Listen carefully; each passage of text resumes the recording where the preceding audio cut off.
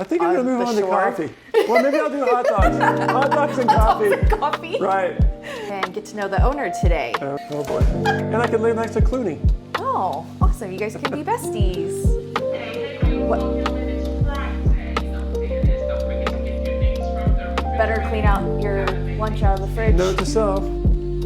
All right, we are here with a special episode of the Lab Lowdown today. It is Wiand's 34th anniversary. Yay, yay, yay, insert clap. So congrats to you for 34 years of owning this amazing lab. Thank you. So we thought we'd do something different today. I had all the techs write down some questions. Oh boy. Who knows what they're about? And we will pick a few and get to know the owner today. Okay. So you want to pick one and then... Oh, that's what I'm... Give it to me. No, nope. Oh, You don't get a look. I don't think I can read the writing already. Perfect. If you could live anywhere in the world, where would it be and why? Oh, that's tough. Well, I would live in Lake Como, Italy. Yes. And if you've been there, you'll know why. Unfortunately, I have not, but hopefully soon. Yeah. It looks gorgeous. It's gorgeous. It's amazing food. It's old, historical, multiple towns all over. So it's just beautiful, a great location. You're in Northern Europe, so you're access to a lot of great things, but Perfect just amazing. spot. Yeah, it's an amazing spot. I don't know why I felt like you were going to say that. Yeah. I felt like you were going to say that. That may change in the next couple of years, but as Who of now, knows? that's where I would like to live. Perfect. All right. And I could live next to Clooney. Oh, awesome. You guys can be besties. All right. What is your go-to breakfast on the weekend? Oh, boring. Don't say a smoothie. No, it's not. No. I'm just an eggs and bacon guy. Okay. Fried egg and bacon. But I make Americanos every Saturday morning. That's kind of my treat for myself. That's your treat? I take the time to make a quality coffee drink. He loves a coffee, and he has I think fancy when I coffee. retire, I'm going to go sell coffee for Old Bisbee Roasters at Uptown Phoenix Market. Wait, you're not going to have On your Saturdays. hot dog cart? I think I'm going to move on to coffee. Well, maybe I'll do hot dogs. Hot dogs and coffee. Hot dogs and coffee? Right. It's like cars and coffee, but it's hot dogs and coffee. Exactly. Fair enough. Okay, Yeah. next. No more.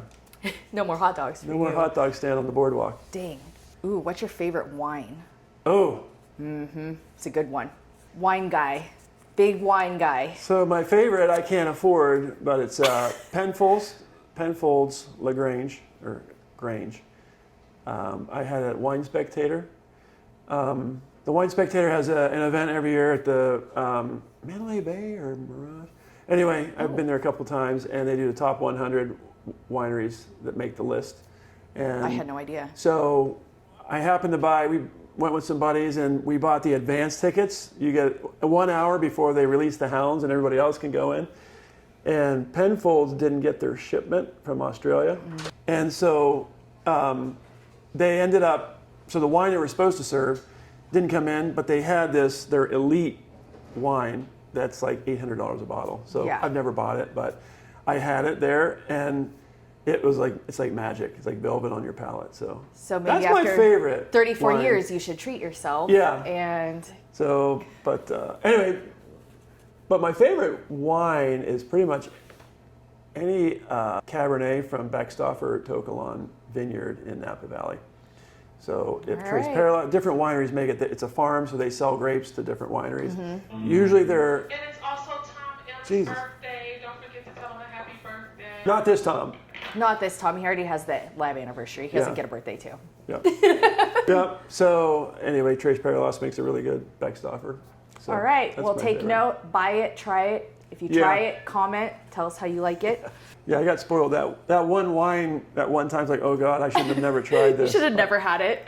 What is your favorite thing about Beth, his wife? Yeah. Oh boy. Oh yeah, better answer correctly because I'm sure she'll see. Well, she's a great partner in life, not just with work, but personally, and we're I would say we're equally yoked. We have so much things in common. She's great here, but she keeps me on task in life, and she always makes sure to, when she's planning trips or things like that, she's very thoughtful with all that kind of stuff. I can see more that. so than I am. Yeah. I wish I was better about that. And she's like, I always plan what you like to do, but she's great partner, not just with at work, but also in life. So, At home. Yeah. That's cute. So, Good answer. Right. We'll probably do like 2 or 3 more, depending. We'll see. Okay. We'll see what they are. save the rest for another. Ooh, what is your biggest pet peeve? Biggest pet peeve, though, I don't know, in general? Or? In general, yeah. Is there anything that really just like grinds your gears, as Family Guy would I'm say? sure in about 3 hours from now, it'll come to mind. I should have said this, but I can't think. It's of okay my if you biggest can't pet think peeve. of one. That Yeah. just means you're a nice person with a Yeah. high tolerance. Yeah. I could name about 5 right Yeah. now. But certainly with work, I don't have that driver. Like, Right? You We'll should. get one. Just get it. All right. Ooh, who do you look up to the most, or who inspires you? that depends on what we're Okay. talking about. So let's just say, like, as you go through life, like, is there anybody where you're like, oh man, I would love to. Wish I had that guy's life. See, that's more envy. Yeah. Who do I look up and who inspires me?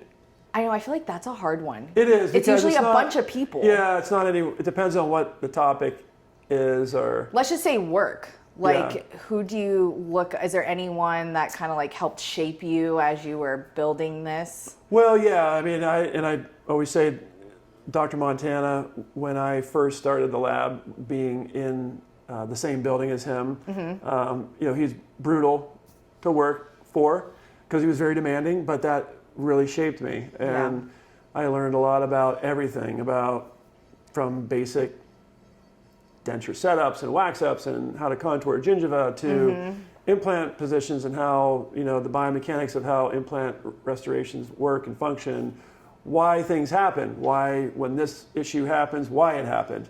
Because as a laboratory, that becomes how our doctors lean on us, is when there's a problem. A lot of times, if they're not a prosthodontist, they don't know why it's happening. Yeah. So it's up to us to be able to evaluate and break down why this problem is happening, and so this is the solution to get that to stop happening. So, and professionally, I guess he had the most influence. He was like a on me. mentor kind of Yep. when he started. Yeah. So And that goes back, we started working with him, and I started the lab in 92, and I think in 93 we started working together, so 6 months Wow. or so after I started the lab. So you've had lots of time to learn from Yeah, him. and I was a small one-man lab at the time. Then I had a delivery driver and a model person, so it was very small, boutique type lab. So Yeah. it wasn't married, didn't have kids, so you could work 24 hours a day, 7 days a Right, week. it was and fine. you had time to work on those cases and work on your craft, even after being educated, formally in a lab school and all that.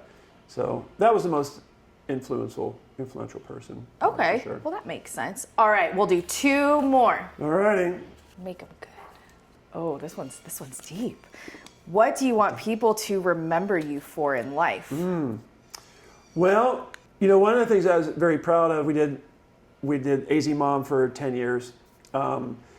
So giving back to patients and working with our doctors when we do pro bono cases, stuff like that, because at the end of the day, you only can take with you what you gave away when you're in life. So to be able to, that was very rewarding, working with those patients in a charity situation, helping the underserved people. It's no longer a thing, but, and then also being a mentor to people. I hope that they would take away that I was a mentor to them in their career, in their walk, not just with work, but maybe in life too.